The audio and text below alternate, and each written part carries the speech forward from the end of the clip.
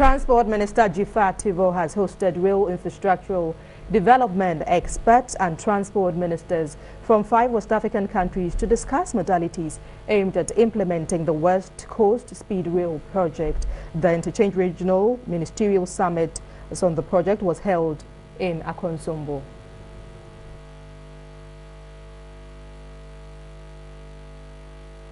Rail project is to provide a seamless, fast and affordable mode of transport.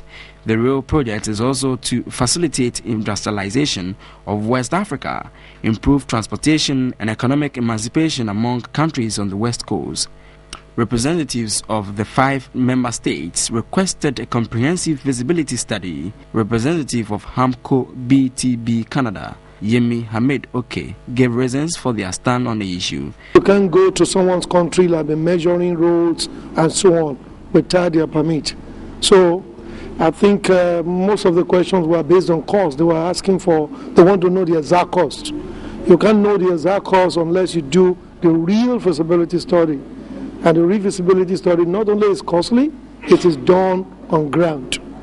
So until we receive such documents like an interest, commitment of interest by the government, then the business concerned, HAMCO BTB cannot commit anything on ground. This is what he had to say about the issue on the cost of the project.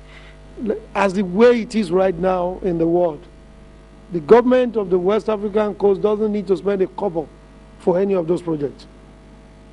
It's just the willpower and agreement that we are not going to truncate this project. That's all.